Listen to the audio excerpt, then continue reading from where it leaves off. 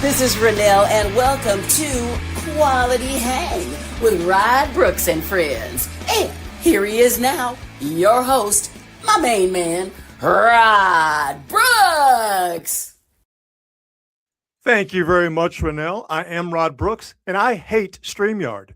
Also, you are tuned in to Quality Hang with Rod Brooks and friends. We greatly appreciate it, as always.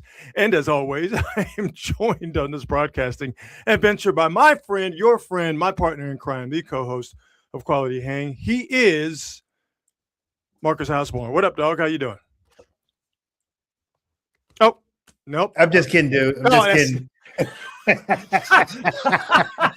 Yo, hey man, you had your boy hook, line, and sinker, dog. It was so to give you a peek behind the curtain.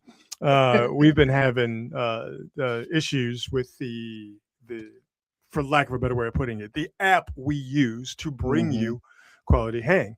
It is called StreamYard. Why am I saying the name of the app? In hopes that you don't suffer the same fate that we have over the last few weeks, just with this thing being absolutely buggy. You don't want to hear, nobody cares about the labor pains. You just want the baby. So I'm not going to give you all the details, but it's been wonky over the past few weeks. And one of the issues is not only can we not get the videos to play when we click the prompt, which is an integral part of the show for you longtime quality hangers. The biggest issue as of late has been I can see Marcus, but I can't hear Marcus.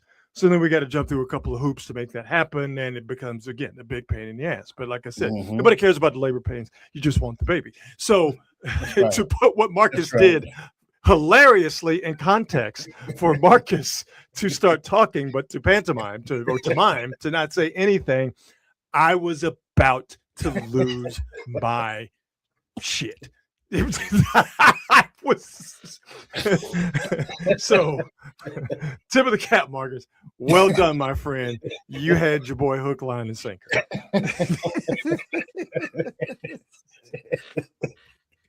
Y'all were about to see a man go into a white-hot rage. They have no idea the stuff with the hoops we've had to jump through. But it's hoops we jump through willingly and gladly for you, the fantastic Quality Hang crew that have been with us since day one. And we are coming up on our year anniversary next month. So we might have some special things planned for sure. Don't want to let the cat out of the bag too quickly. But I got something lined up that I am very, very proud of.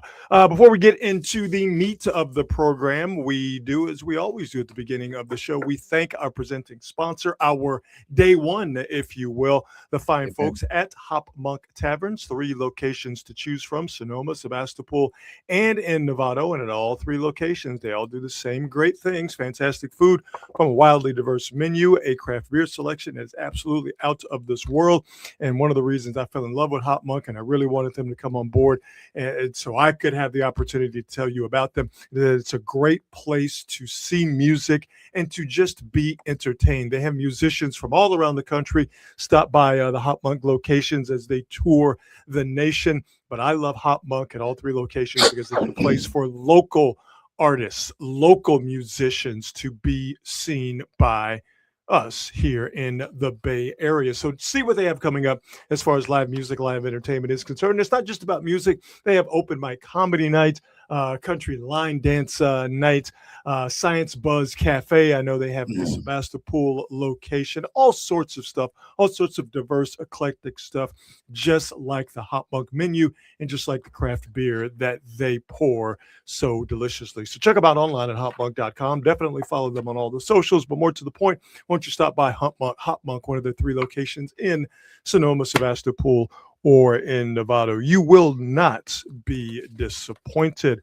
Where you want to start? You know what? I was going to start with the Giants. and I'll get to them in a second, because the terrible opening weekend that they had can all be washed away if they continue to do what they're doing right now in San Diego, which is score some runs. The Giants, over the first 3 games of the season against the Yankees, had only scored 1 run. That's the first time that had ever happened in the history of the Giants franchise. Not the San Francisco Giants part of the Giants franchise history. The New York Giants / San Francisco Giants history, going all the way back to 1883. The Giants had not started the season, the first 3 games, by not scoring a run, by only scoring 1 run. Well, Giants down in San Diego, and they're up 3-0 as they head into the 6th inning. I believe Harrison Bader got it started with a solo shot in the top of the 3rd, making it 1-0. Patrick Bailey with an RBI single in the bottom of the 4th, scoring. Matt Chapman made it 2-0, and then Casey Schmidt right behind with an RBI single, making it 3-0. So the Giants 7, 8, and 9 place hitters, the bottom of the order, for the Giants in a spot where it's very early. They desperately need it. We'll get into the meat of that in just a second, but I think it's actually best to start, even though this probably isn't the smart thing to do because of the issues we're having, Marcus, with showing videos. But I had forgotten, just because, you know, I'm a college basketball casual nowadays, I've forgotten how much joy I get watching Duke lose important basketball games.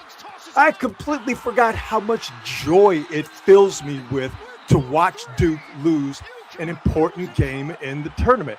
And losing that game yesterday, when all Duke had to do was just actually hold the ball once they inbounded it, it just filled me with so much joy. Not as much joy as when I feel when I watch the Cowboys and Alabama football lose, but it's right there. It's close. And man, that felt good yesterday. Hey, that kid he knew that was in, by the way. Oh, yeah. It was cash as soon as it left his hand. 100%. Knew it. That is absolute confidence shot. Yeah. All Duke had to hold the ball. All Boozum had to do was hold the ball. But he didn't. Got it back to him.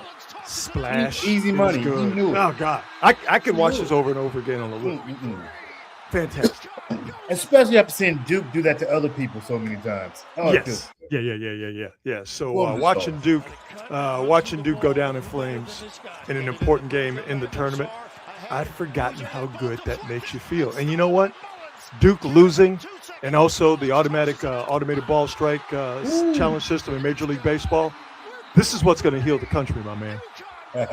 Everybody getting behind Duke losing, and everybody getting behind the umpires finally being one-upped by the robots. That's what's going to heal this country. Such a boneheaded play, too. Like, what were you thinking?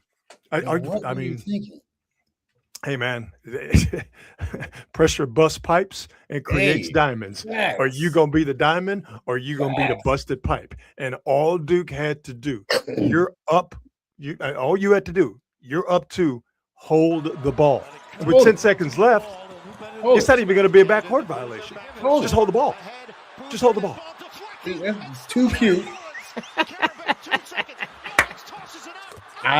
that. I mean, it's your boy look like Steph Curry shooting that thing up there. Every time you watch it, it gets better and better, don't it? Every single. Let's watch it again as a family. Who's going to say no? It's like saying I don't want any more ice cream. Of course you want to watch more Duke losing. Hilariously, I might add. Cash. It didn't rattle. It snapped the net. It snapped Duke's neck. There was not a single doubt that was going in. Not a single doubt. And all Duke had to do was just hold the damn basketball. Let's let it wash over us one more time, shall we? So nice. Cash. Oh, man. It was beautiful. It was an absolutely beautiful thing. What are you mad about? What are you mad about? Who? Hurley? He always looks that way. No, he always looks that way. He's one of those maniacal college basketball coaches. Yeah, just relax, dude. Yeah. Your guy made a boneheaded play. No, they can't relax. They absolutely cannot. No, he won. Yeah, that's how crazy Hurley is. He won. and he's still, running around looking like a, he got looking suspended, like a crazy right? person. Who? Hurley? No. I thought they suspended him. No. For making contact with the with an official. Yeah. No. It's supposedly he and that official. I know what you're talking about. He and that official are supposedly boys, got beat. and that was just kind of that's just kind of their weird ass interaction. Yeah. Oh. Exactly. Let's get into the Warriors here real quick, and we'll give you a Giants update here in just a second. The Warriors, they are absolutely now, Marcus, locked into that play-in, that 9-10 play-in game. The Warriors just lost to the Nuggets last night. They can't beat the good teams, the Warriors, obviously, and they can't out-tank the tankers enough to get to that 7th spot. So the question is, when does Steph come back, and will he get enough run, Steph, for him to be in basketball shape enough to be deadly enough for those play-in games and a possible playoff run? That's just, I wouldn't necessarily call it purgatory, but that's the box that the Warriors are in right now. Yeah, I mean, folks may get exactly what they want in terms of the Warriors getting into the lottery, because these guys, they just can't beat anybody good, which is to be expected. This is not, with all due respect to Guy Santos, but as I keep saying, if you're relying on Guy Santos, you're probably not doing a bunch of winning.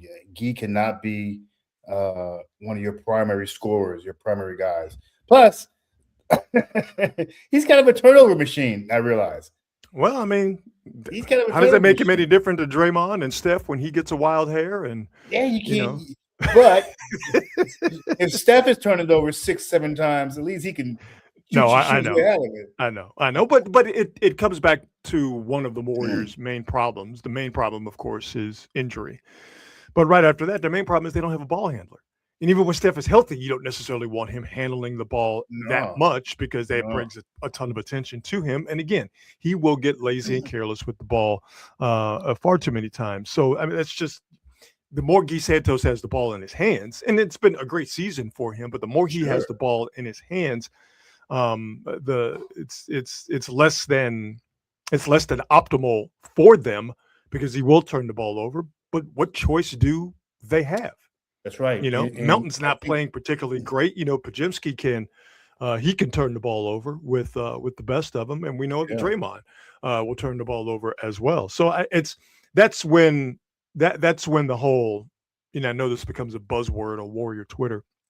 That's where the whole roster construction thing comes in. They just have a ball handler, and 100%. And the fact of the matter is all the people who cry and whine about let these guys just play and let them develop. Well, this is what you get when you just let guys play and develop without the concern of winning an actual game. Yeah. This is what happens. So you have to accept these results and not bitch about it. If you're the person who's been whining about let these guys play, let them develop, they don't develop young players, blah, blah, blah. There's a reason that you want more experienced players playing your games right now. And I mean, listen, man, the fact that they stay competitive with these other teams for even a half is a testament to how much they want to win, but they're just not equipped to beat anybody. Yeah. And so the Warriors this week have 3 pretty good teams staring them in the face. You just finished with Cleveland, San Antonio tomorrow. I'm sorry, they just finished with the Nuggets last night. San Antonio tomorrow, Cleveland after that, the Rockets on Easter Sunday. So again, the Warriors are in a box. And it's not a terrible place to be, but it's a tricky spot for them.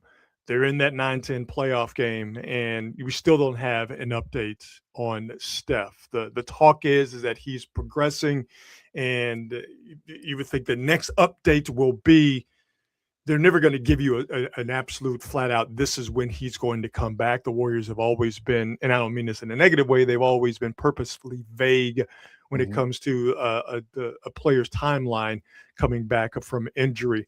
But the talk is, with the Warriors having, I think, 7 games left, that Steph has gotten to a point to where maybe he could play the last 3 to 4 games finishing out the regular season, as I mentioned earlier, getting himself into game shape so he can be deadly enough to play in that play-in game or those play-in games if they were around enough that they win them and get them into the playoffs. But if Steph is unable to play, they're not making the playoffs by any stretch of the imagination, and they could 100%. Get knocked out in that 9-10 playoff game that they seem absolutely destined to be in no matter what. Yeah, I mean, the only good thing is that they're getting a nice look at Kristaps Porzingis, who is looking more and more like he could be a guy they want around for a while. Yeah, and he's relatively young too, so that's also a plus. And you could see that he's going to mesh well with Steph. You clearly see that. Clearly see that. 100%. If that guy plays well going into next year with Steph and Jimmy Butler, you might have something that you can compete. Yeah, the trick is though, is that does he stay? That is the key. Also, what is his market out there? That's the other key. The thing is that everybody knows that he's a very skilled big man. Problem is he's a big man that is either often injured or not available. I think that's the best way to put it. He's the white street clothes. Damn, he's the Latvian Anthony Davis. That's a very good point. I never thought about it that way, but God damn it, that is spot on. He is the Latvian Anthony Davis. Damn, that's good. Bad for these guys, particularly. I mean, I feel bad for anybody who can't stay healthy, but it has got to be just maddening to guys like that who are really, really talented, really, really good, and they just can't play more than 9-10 games in a row before they end up hurt with something. It's got to drive crazy. Yeah, and I'm sure for him, what is even more frustrating is that he's got this. I mean, I don't want to misdiagnose him, and I don't want to be flippant about what he has, but he's got some sort of like autoimmune thing that was keeping him out. That was problematic. And there seems to be a lot of, we don't really know exactly what's going on with Porzingis and the autoimmune situation that he's dealing with. So, if you're a team that is looking at him free agency wise, how much of a market is there for him, knowing he's talented, but also knowing he has some sort of mystery ailment that keeps him out for weeks at a time? What are you willing to pay? 20, 25? Like, what are you willing to $25 million for a guy? It's $25 million is a lot of money. Of money. Yeah, it is. I think that Draymond is getting 23. No shit. No. Kuminga was getting 23. No, if you're the Warriors, to me, he's an 18 to 20 dude. If you could get him for 15, that would be beautiful. Oh, you get 15, absolutely. Right? Yeah. And then you got your boy DeAnthony Melton making noise about, I want to be rewarded for my play. I'm like, you've been all right, dude, but let's not. Yeah, he's. But here's where I give Melton a bit of a break, and he's not played well as of late. It's just there's no two ways around it. Here's where I give him a break. I mean, the man is coming off an ACL tear, and I think that not that he was rushed, because the Warriors don't play that game in terms of being careless with bringing guys back from injury. But he is an older player coming off an ACL, and that rehab was fairly quick, So I think after sort of the initial sort of burst he had, too, right? Right. Yeah. So that initial burst he had when he came back off the ACL injury, and his subsequent slowing down, to me, that's not necessarily. I think, quite frankly, he's tired. This is the most basketball he's played in a long, long time, and it's not only logging heavy minutes, but logging a heavy burden on the court because you haven't had Steph. Yeah, because you don't have Jimmy Butler. You know what I mean? The team's burden, right? Right. Everybody's playing far more minutes than they probably should be. 100%. So I I think that has a lot to do with Melton's play as of late. He's just played a lot of high leverage basketball. I think high leverage basketball that the Warriors were not expecting him to play because, again, you were expecting Steph and Jimmy Butler, to name two guys, to be around for the most part. I'm looking at his numbers. Not horrific for a guy who hasn't played very much the last few years. But just as of late, depends on what he's looking for. Yeah. Depends on what he's looking for. Yep. Giants still up 3-0. By the way, Landon Roop was pulled, but Roop going 6 innings and not giving up a run.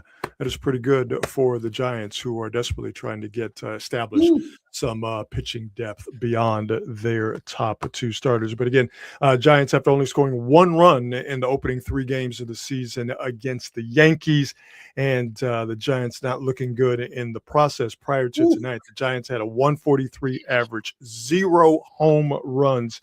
Matter of fact, the Giants were the only team in the league to not hit a home run over the opening weekend in the Major League Baseball season. Giants 212 on base percentage, 176 slugging, again 143 average, no home runs. They needed to get out of town, get to San Diego, and see Walker Buehler, and it's the bottom of the order for the Giants that has gotten the job done. Bader with the solo home run in the top of the 3rd, Bailey with an RBI single, bottom 4, Schmidt with an RBI single in the bottom of the 4th to make it 3-0. So the Giants, bottom of the order, their 7, 8, and 9 hitters are the ones who are getting the job done tonight. And lucky for the Giants that there's like 300 more games to be played. Yeah. Well, of course, that didn't stop people from wildly overreacting. I mean, listen, the Giants did not look. The only thing that looked good for the Giants against the Yankees was the Giants bullpen. I think they gave up only a couple of runs in 12 2/3 innings. And to me, the Giants are going to hit. All right. I think that, the pitching that they saw in Max Fried and Cam Schlitter in the first 2 games against the Yankees, to me, that had everything to do with how bad the Giants looked at the plate. That's the best pitching the Giants have. They didn't see anything like that in spring training. So they definitely, had some cold water thrown on them by 2 really good starting pitchers. I mean, the Giants had 7 hits yesterday. Problem was they left 7 guys on base. You can't get anybody on the plate. They couldn't get anybody in. So you could see the Giants after those first 2 games. The no home runs thing was kind of jarring, considering how easy it is, relatively speaking, to hit home runs now. But you could see the Giants in yesterday's game that they're going to hit. I don't think hitting is going to be the problem for the Giants. I think their problem is going to be, like a lot of teams, what do you have in your bullpen, and do you have any starting pitching depth? And for me tonight, what they did against the Yankees, the bullpen, I think that's bodes well for the Giants going forward, because that's a really good Yankees lineup. To hold that lineup, if you're the Giants bullpen, to just 2 runs over the course of 3 games in 12 2/3 innings, that's impressive. It's really, really, really impressive. So if you got something in that bullpen and Landon Roop is giving you something, as he has tonight, going 6 shutout innings, I think, to me, that's more. I'd rather look at that positive than, oh my God, the Giants couldn't hit. And again, they looked ugly at the plate, but I just think that's a function mainly of the 2 guys they saw in Max Fried and Cam Schlitter in those first 2 games against the Yankees. But in my estimation, they're going to hit. I don't even think that's going to be an issue. I mean, as always, Giants fans, baseball fans in general, just have to remember that this is a long season. Everybody gets off to the sort of mirage starts. You never know how this thing is going to end up. Essentially, the first 15, 20 games, who the hell knows what you're going to see? We'll see how this thing turns out. But as you said, they should hit. They should hit. But we shall see. Mentioned that the automated ball and strike challenge system is going to heal this country. It's beautiful. It's working perfectly. So over the course of the first 3 games of the season, over the course of the opening weekend, 94 calls have been overturned using That's crazy. The automated ball and strike challenge system. That's about 54%. Yes, 54%. Crazy. I'll get rid of this banner here so we can all see this post from Major League Baseball. So, yeah, 54% overturn rate. Catchers are the ones. And it would make sense, of course. You spend all your time in the squat looking at the strike zone. It would make sense that the catchers would have a scientific understanding of the strike zone. Batters, 42%. Willy Adames had a particularly egregious one tonight. He on a 3-2 pitch that was clearly a strike. He challenged it, and it was he thought it was a ball. It was called a strike. That was particularly egregious. So batters are not as good as catchers, and pitchers are the worst at it with a 40% overturn rate. But it's working perfectly, Marcus, and it's working the way that it's supposed to. It's you are getting some of the ticky-tack where the ball is shaving the corner. Yep. But as far as the egregious misses by umpires, the automated ball and strike system is working perfectly. It's working hilariously. I watched one cat. I got the video. Oh, yeah. Like, what? Yeah. You know what? If I was an ump, I would just leave. If I was an ump, I'd just leave. Here's what I think, though, is going to happen. And we're going to show this video because just as much as I enjoy watching the Cowboys and Duke and Alabama lose, I enjoy watching umpires get embarrassed because they've spent their entire umpiring careers trying to embarrass guys. I love that now the tables are being turned on the umpires. But I wouldn't be surprised that this is the beginning of the end of umpires calling balls and strikes. I think it's going to get to a point where the umpires are going to be like, I would rather not go through the embarrassment, and I would just rather have the computer tell me if it's a ball or a strike. Because you see this graphic I have here up on the screen. Mm-hmm. These are umpires over the first 3 games of the season that have had the most challenges and the percentage of them being overturned. Chad Whitman, by the way, 7 of 7 challenges, 7 overturned. He was the umpire in the Giants-Yankees game yesterday.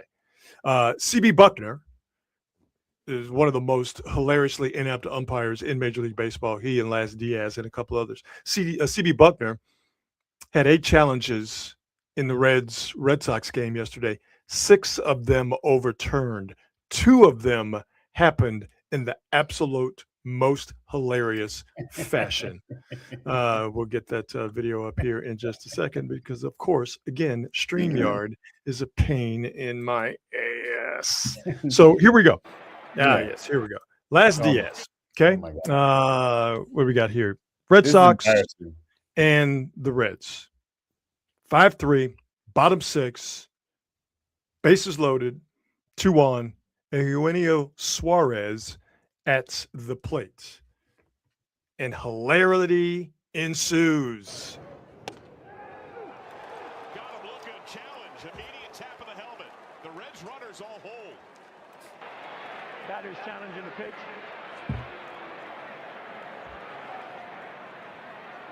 ABS powered by T-Mobile. Now, that's not a particularly egregious miss.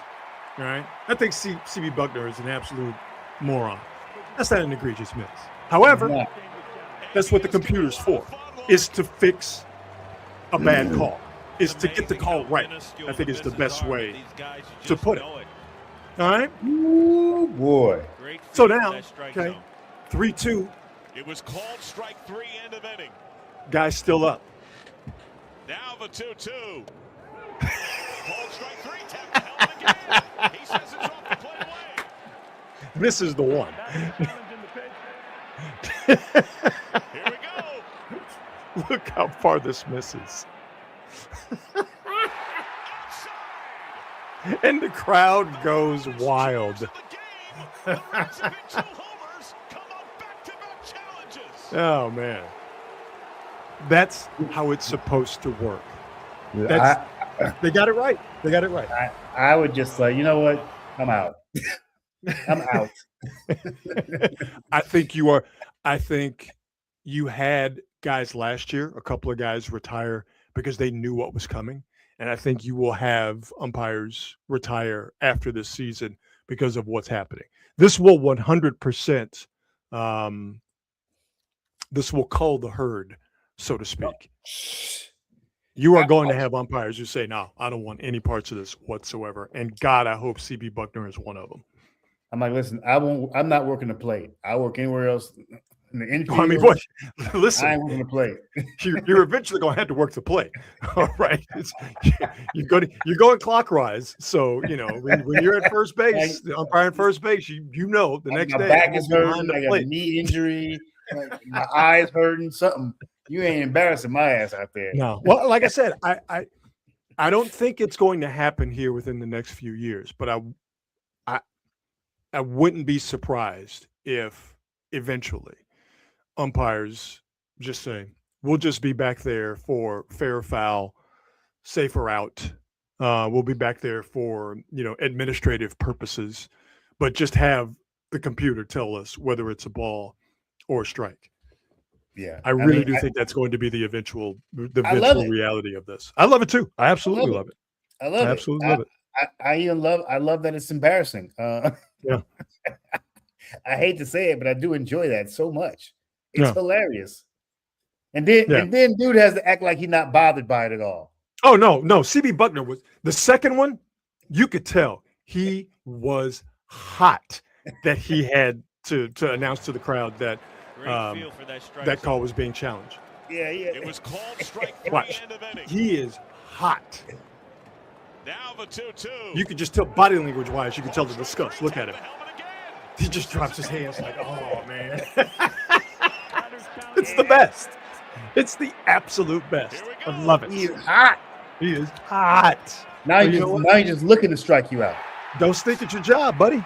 And he's looking been to sticking strike at his job for a long time. So yes, I for one welcome our new baseball robot overlords, and I love the ABS challenge system. And I saw someone mention this, and this is a really good point, that you think about Major League Baseball, and Major League Baseball has a clear problem that's coming up quick in terms of a potential lockout. And you have the Dodgers spending, and I think rightfully so, as much money as they want. And then you have the Pirates and the Marlins making money, but not spending money. You have teams basically, imposing salary caps on themselves. That is a problem. That's a big problem for Major League Baseball. But as far as like actual gameplay and what we watch, with instant replay, with the pitch clock, and now ABS, Major League Baseball, for all its faults, Major League Baseball has gotten it right in terms of seeing problems with gameplay and finding solutions and implementing solutions to fix gameplay. I've said this before. I don't believe that Rob Manfred, the commissioner of Major League Baseball, I don't believe he likes the game of baseball at all. I know he doesn't like the players. I know he and the owners, they think the players are dummies, and think that they're fungible commodities. They think we, the fans, are dummies who are just to have our pockets picked and to just be soaked every time we come into the ballpark to try and get as much money as they can out of us. The game of baseball, Manfred and the owners, they don't love it. The fans love it. The players, the overwhelming majority of them love it. I really believe that, although you have some out there that are just doing it to make money. But the majority of them love playing the game. The commissioner and the owners don't. But for all of Manfred's faults and for all of Major League Baseball's faults, like I said, for them to recognize problems with actual baseball game play and to find solutions to those problems and implement those solutions, I give them credit. Because I tell you what, we both love the NBA. Yep. I don't have a problem watching it. I don't think it's a hard watch, but I do understand why some people say, hey, man, why are they shooting so many threes? Hey, man, what's with this foul baiting? Yep. Hey, man, what's with this inconsistent refereeing? And what do you get from the NBA when any of these things are brought up? They try to gaslight you and say, nah, you didn't. You don't know what you're talking about. Or what you think you're seeing, you're not seeing. Or you don't understand baseball. I think the NBA, they've got to take a look at their product and go, is it as good as it can be? And are we burying our heads in the sand? Yeah, I think there are two different issues with these two different sports. Two vastly different sports. Baseball has been kind of forced into making some of these changes, into like pulling out the microscope and looking at the game, just because the attendance is not really bad, but the viewing audience nationally has not been great. 100%. So they've got to figure it out. 100%. Basketball it's so popular, they kind of don't think they even need to do shit. Yeah, but see, that's a problem. Yeah, I know. That's what I'm saying. Yeah. It's become such a worldwide sport. They kind of don't think they need to do anything. And until there is a real take it in the pants type of thing like baseball has had, they probably won't do a whole hell of a lot. Yeah, and I don't mind threes, but I also feel like what are you going to do though? That's the question. Tell people you can't take X number of threes. You know what I'm saying? And this is the thing with baseball, is that there were, I don't want to say that there were obvious fixes, but baseball is such a black and white thing, right? It's either a strike or it's a ball. You're either safe or you're out. You know what I mean? And so for Major League Baseball to have these things that can be just basically not necessarily a coin flip, but where it's just like it's a zero-sum game. It's this or nothing. With basketball, there's a little bit more nuance. I think with basketball, for as popular as it is, that still is no reason to not be proactive, or more to the point, listen to differing opinions about how the game is played. It's for me, my biggest thing. But you know what? I wouldn't even talk about the foul baiting, right? That's annoying though. Dude, I hate it. But traveling. Oh. Traveling, like it's don't piss on my head and tell me that it's raining. We know an obvious travel when we see it, but you tell the NBA about it. Like, no, it's the gather step. Like, come on, man, like get out of here. Nobody want to watch that. And here's the thing: these are easy fixes that require no technology at all. Just call if you're being proactive. The game. Right. Like I don't want to see SGA push another dude to the ground talking about I got fouled. I don't want to see that again. I don't want to see none of that stuff. Right. Remember when they until it becomes a problem, until they start losing money and audience, they won't give a shit. Again, you're right. To me, it's crazy to be reactive than to be proactive. This is what happened to baseball. The same thing happened to baseball. They waited until it actually hurt them. Like if you hear so many, reach out to your target audience, listen to what they're saying about your sport. Market research is at a premium. Use 100%. It and 100%. Fix your shit. Yep. Remember when they were supposed to be cracking down on flopping? Oh my God. Remember that? When's the last time you've seen somebody get cracked for flopping? When's the last time you heard about somebody getting fined for flopping? When is the last time you've seen a referee look at a guy who obviously flopped and he just walks by him, or he just says, "You get up"? Nope. They still reward flopping. It's crazy. Yeah, it's crazy. And that's been a problem in the NBA for years. And this is the problem with basketball is they do this weird thing where they say, we're going to focus on blah, blah, blah. And then they focus on blah, blah, blah for like 2 months and go back to whatever the fuck. And then forget about it. And then you get to the playoffs and it's almost like a completely different game, the way it's officiated. Different game. I mean, listen, this is why James Harden can never win anything. It's crazy to watch. I never blame him. Like, listen, dude, I get why you do what you're doing. Yep. They just don't call it that way in the postseason. Yep. You can't do all the stuff you're doing in the regular season. 100%. We will get to on this date shortly, but first, man, this dude here. Last Monday, the guy who was going to come up here in this video, this guy was on top of the world, man. This is last Monday. This is Tiger Woods looking swole.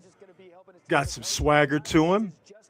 Clearly, he's been lifting weights. That's the biggest I've ever seen Tiger. Golly. Possibly went to see a doctor in Germany. Y'all know what I'm talking about. Y'all know what goes on over there. But this is Tiger Woods last Monday. That's Tiger right there. Jeez. This is Tiger Woods last Friday night. Damn. You want to talk about going from sugar to shit in the span of 5 business days. That's your boy looked like he has been picked up for insider trading. That's what it looks like. Yo, man. Yo. And by the way, I'm going to laugh at him. Okay. Thank goodness nobody got hurt, but I am going to laugh at him because F this dude. All right. For a variety of fantastic golfer, the best I've ever seen, one of the greatest athletes of all time. But ultimately, fuck this dude. All right. And he's torpedoed his own career, by the way. Like, he's torpedoed all of it.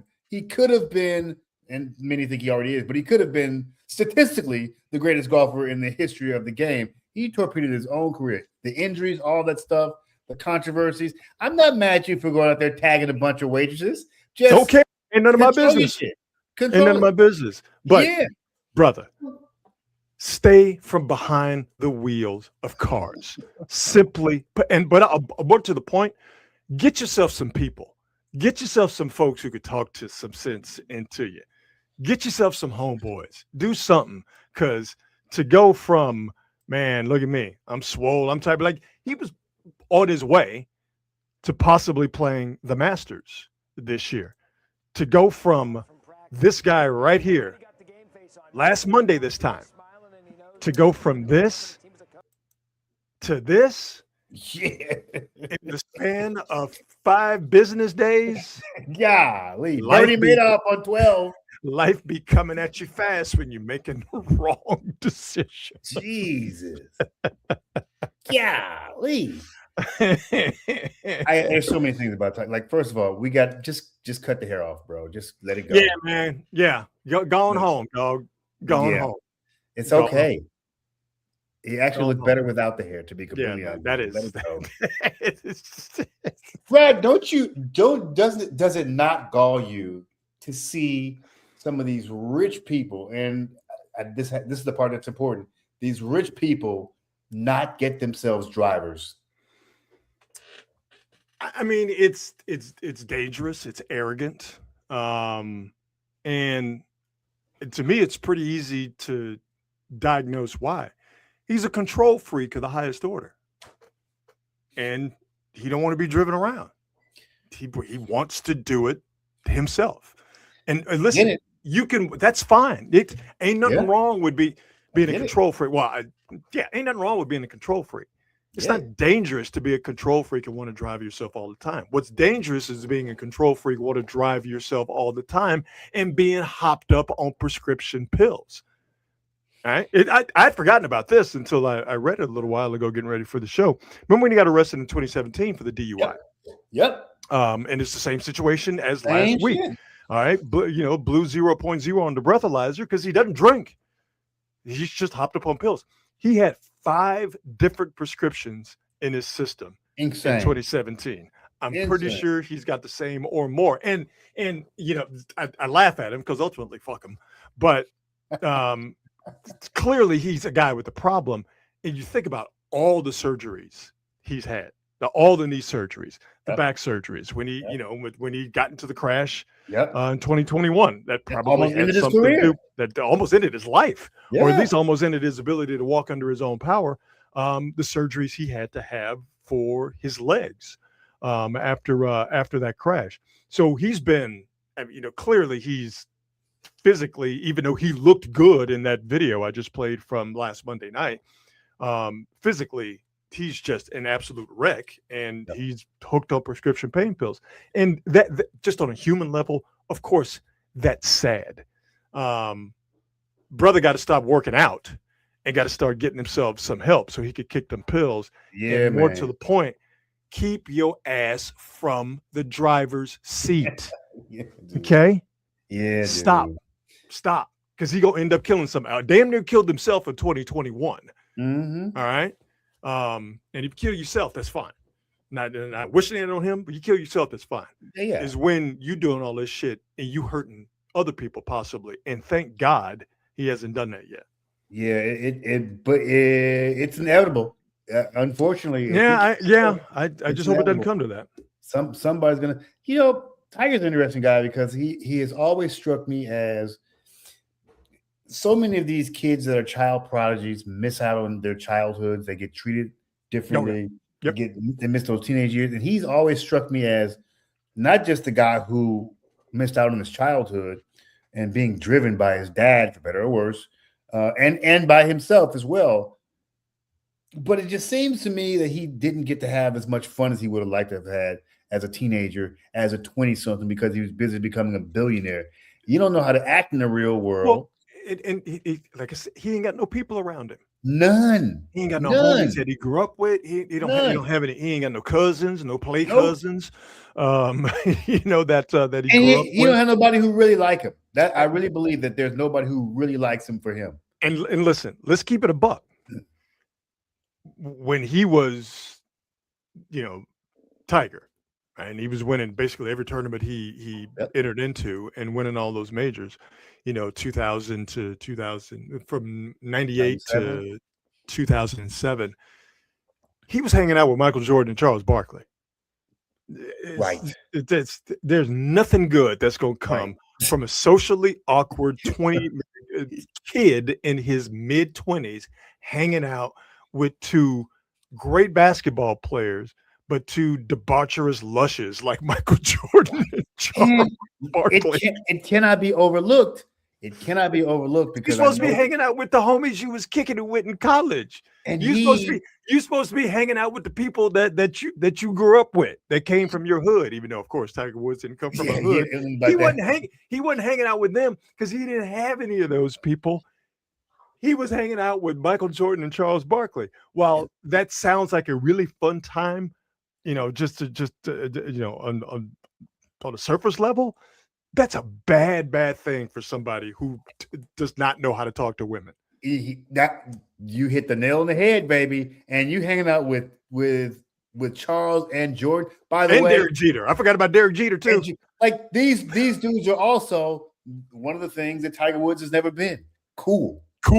And by association, when you're a nerdy, dorky guy like Tiger Woods, and you're hanging out with essentially the coolest dudes on the planet, you're gonna try to do what they do without being as good at doing what they do. 100%. 100%. So no, Tiger Woods needs to obviously get some help, needs to get himself a driver, and needs to get himself some people. Yeah. All right. Is he 50 yet? Sad. I think so. Yeah.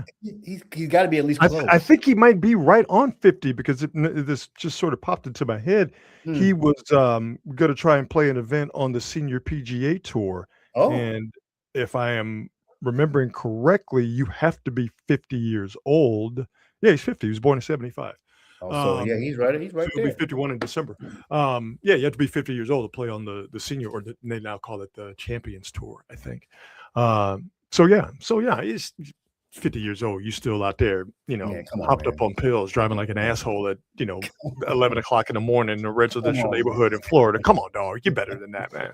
You're better than that. And then again, I guess he's not better than that. So there you go. Tiger Woods from sugar to shit in just 5 business days. I guess it's time for On This Date. Yay! And I am excited for this edition of On This Dates because there's one thing that happened today that is right up your alley, and I cannot wait to hear you talk about it. So on this date in 1971, the first Starbucks opened in Seattle near Pike's Place Market.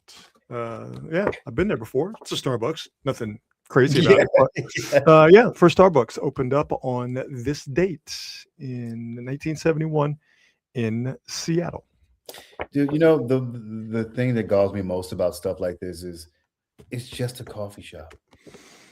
And it's insane how just a little bitty idea can turn into a billion-dollar idea. Yeah. And it always pisses me off because I'm going, you know what? Why can't I do that? Like, think about the people who did like why couldn't I be Steve Jobs? Clips and Post-it notes, all that goofy shit. Like, why did I think of that? Like Mike Nesmith from the Monkees. Right. His mother invented Right. liquid paper. Why can I not Right. do that? Well, you know, but the thing about Starbucks, though, is, obviously it not only did it become more than just a coffee shop, it became it's the late 20th century, early 21st century version of McDonald's. It Yeah. became more than just a place to go get hamburgers. It Right. became a place to go and hang out. That's right. It became the place to be. Yep.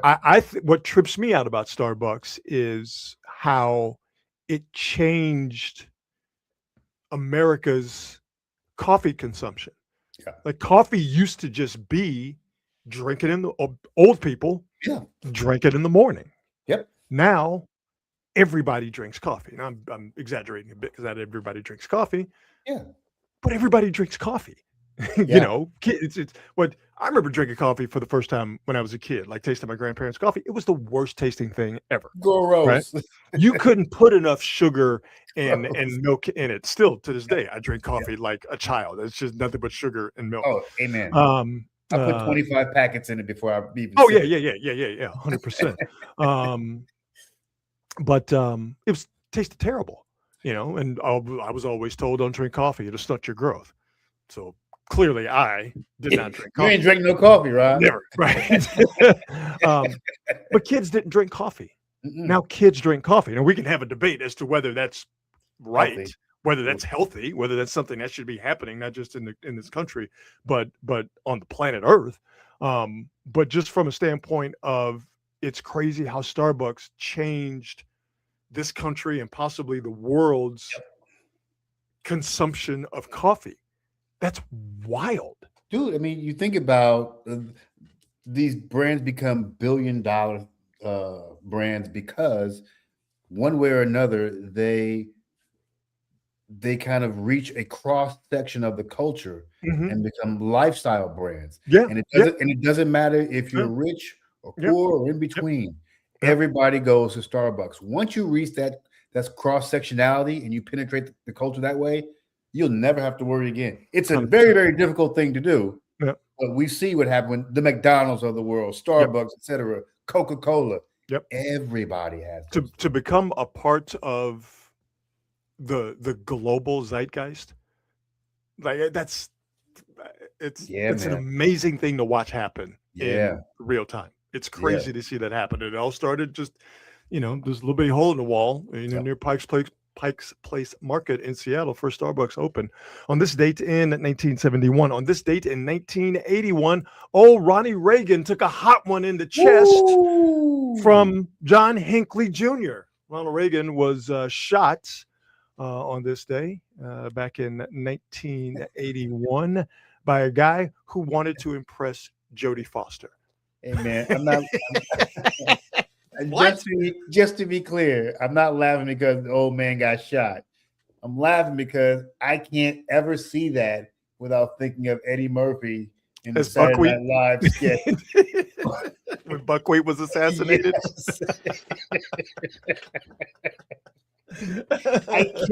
I can't, dude. I can't. Oh man! And they replayed it a gazillion times. I just can't. And they showed like the funeral. He had like a state funeral or something. Yeah, it was hilarious. Back when Saturday Night Live was funny.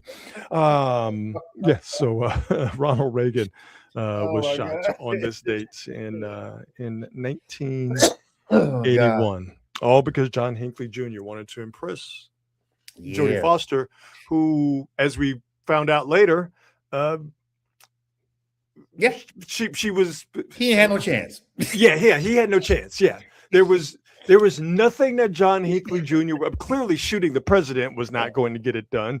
But even if John Hinckley Jr. had decided to do something less dramatic than shooting the president, there's nothing on the planet that John Hinckley Jr. could do to impress Jodie Foster because reasons. Okay. just because reasons. I thought she called him up. Didn't she call him up and say, you know what? This was never going to happen anyway. Didn't she say that to him? No, you're making that up. Shut up. John, you know you never had a shot. Like, hey, wait. Sorry, John. I'm into girls. Don't know what to tell you. You're crazier than a shithouse rat to begin with, shooting the president. But I'm into girls. Never had a chance, John. So, Ronald Reagan got shot by a guy who had no chance. That's how funny that story is. His sister may have had a chance, but he ain't no shot. It happened on this date in 1981. On this date in 1987, 5 years, if my math is correct, 5 years removed from Michael Jordan doing this in the same building, basically on the same spot of the floor. Keith Smart hit the game-winning shot for Indiana University. They used to be good in basketball, by the way. I know Indiana's a football school now, but Indiana used to be good at basketball. Keith Smart in the Louisiana Superdome on this date in 1987 hit the game-winning shot for the Indiana Hoosiers. They beat the Syracuse Orange Men at the time 74-73. That was actually a great game. Oh, yeah. Yeah. That was actually a great game. Yeah. By the way, former Warriors coach, right? Former Warriors coach, absolutely good dude too, man. Had a chance to know him a little bit. I never got to talk to him like conversations. When I watched him, man, he seemed really cool, down to earth dude. Good dude, absolutely. Did not seem to take himself seriously, which I love. Nope, not at all, not at all. So again, as I mentioned, 5 years earlier, Michael Jordan hit that shot for Carolina. Was it Georgetown? Did they play in that championship game? I think it was Georgetown. Also at the Louisiana Superdome. And this is the first time on this date, March 30th, following this shot, that CBS first played the One Shining Moment montage. One shining moment. That has ended their tournament coverage every year since. Wasn't that sung by Luther? Luther Vandross, absolutely. Yeah. So 2 things happened on this date, basketball related. Keith Smart hit that shot, giving Indiana that win over Syracuse 74-73, and One Shining Moment made its debut, closing out CBS's NCAA tournament coverage on this date, March 30th in 1987. I'm going to go out of order here, out of chronological order, to save the best for last. So I'm going to skip ahead to 1988. On this date, 1988, the cinematic classic Beetlejuice was released in theaters. Wow. Still holds up. The sequel, what they just made, stinks. Never should have been made. Terrible. Awful. Yeah, I'm typically down to go see stuff. I'm like, yeah, you know what? No. I don't want to see that one. But the original, cinematic masterpiece. Michael Keaton at his peak, Betty. At his peak, baby. At his peak. Yes, sir. Yep. Beetlejuice.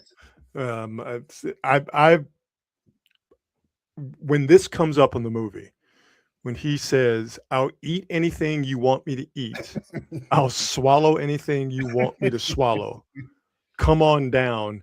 I'll chew on a dog." It makes me laugh. It's just a guttural, just guffaw comes out. Classic, dude. Genius, man. Genius Rest stuff. in peace, Catherine O'Hara. Yeah, Catherine O'Hara, Gina Davis. Who am I missing? Which Baldwin? Young girl from Marin. Winona Ryder. Winona Ryder. And which Baldwin brother? Alec Baldwin. That's right. Alec. Yeah. Great cast, great movie. Tim Burton. Visually, it's awesome. The jokes are funny. The sight gags are funny. This is a classic, cinematic classic, baby. And you knew it the first time you saw it. Yep. Still holds up to this day. Beetlejuice came out on this date in 1988. All right, so now we go back to March 30th, 1987, because on this date, Prince released what many say is his best album, Sign of the Times.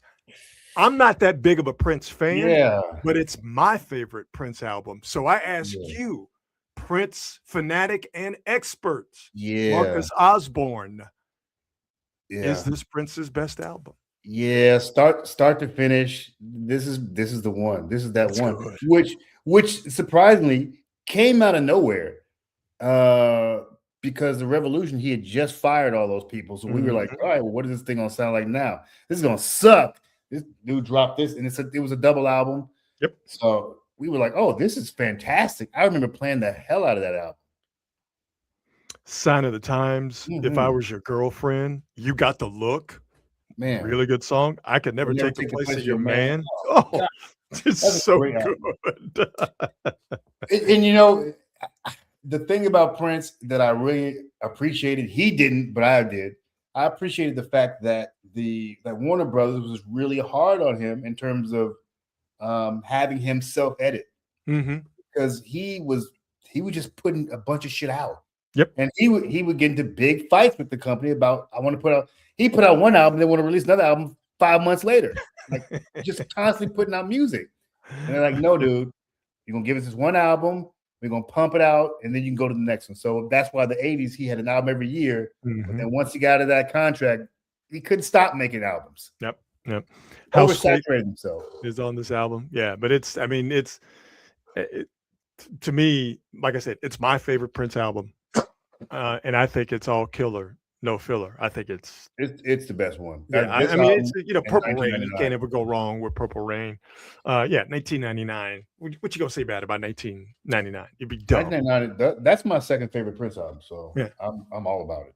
So yeah, there we go. Man, do we miss him? Wouldn't it be nice if Prince was still with us? I do.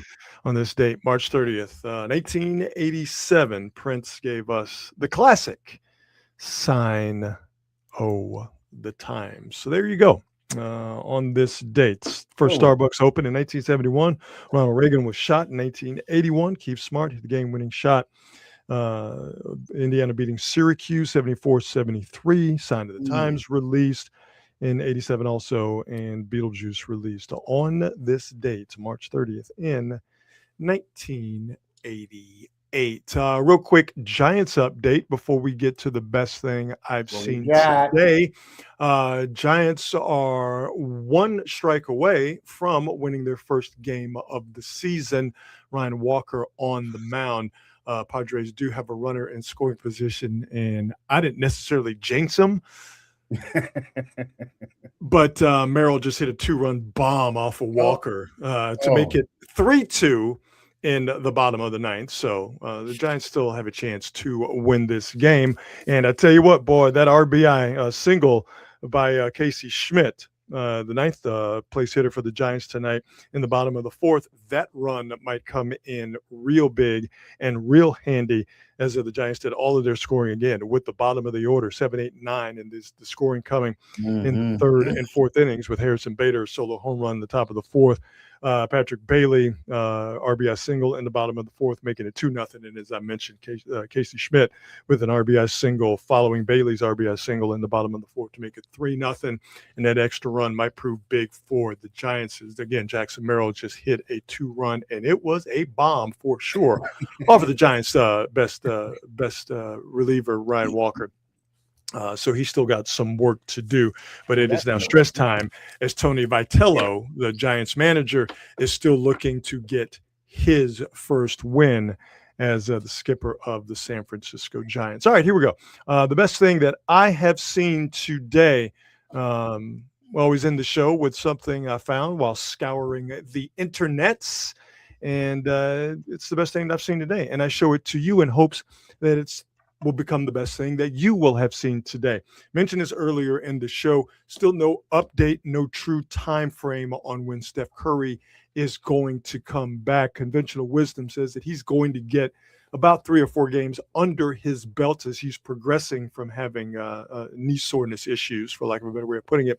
But we still don't know when we're going to see Steph. And it's been a long time since we've seen Steph play. Has not played basketball since June 30th, if I am remembering correctly. Well, while looking around on the internets, I happened to find video of a very young Steph Curry, 8-year-old Steph Curry playing basketball. So while we can't see 37-year-old Steph Curry play basketball, how about we watch 8-year-old Steph Curry play basketball? Out there balling. Oh, come on. How cute is that? Is Dell, Seth? Yeah. Ooh. By the way, again, Steph is 8. Yeah, very precocious. Drowning in that Reggie Miller jersey. Drowning in it. But the handles look familiar, don't it? Yep. Look familiar. Getting on the floor. I'm going to put this up. Oh, yeah. Now, you can tell. Again, it up. Look familiar, don't it? I ain't that strong yet, but I will be. All righty. Surveying the court between the legs. All right. He's got his eyes up. He's directing traffic. He's going to take it to the hole. What do you got for him? What do you got? But he sees the guy coming in off the weak side. You 8 years old, you looking around, you drive the lane, but you dump the ball off to the weak side cutter at 8 years old. He taught well.